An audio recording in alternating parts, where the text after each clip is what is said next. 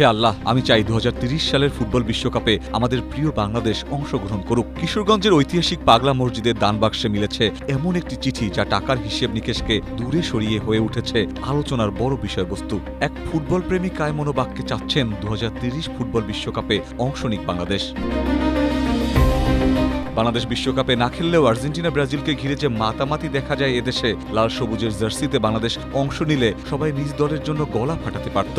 এমন স্বপ্ন হয়তো অনেকেই দেখেন, কিন্তু কলমের কালিতে চিঠির মারফতে এমন প্রার্থনা কজনই বা বলতে পারেন সৃষ্টিকর্তার কাছে। নিজের জন্য না চেয়ে দেশের জন্য চাওয়া এমন দৃষ্টান্ত হারামেশা দেখা যায় না। চিঠিদের নাম প্রকাশ না করে সেই ফুটবল ভক্তের স্বপ্নের সঙ্গে বাস্তবতার অনেক দূরত্ব থাকলেও কাগজে কলমে অসম্ভব নয়। SMC plus electrolyte drink minerals ফিরিয়ে দিয়ে শরীরকে করে রিহাইড্রেট ও রিফ্রেশ, আর তুমি হয়ে ওঠো অদম্য। এসএমসি প্লাস, অদম্য তুমি, থামবে না কখনো।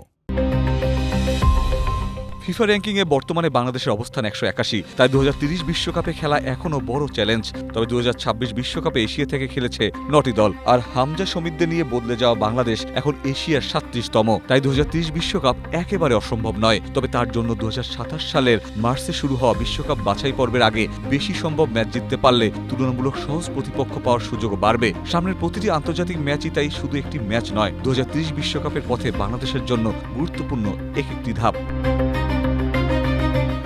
বকুল, এশিয়া পোস্ট।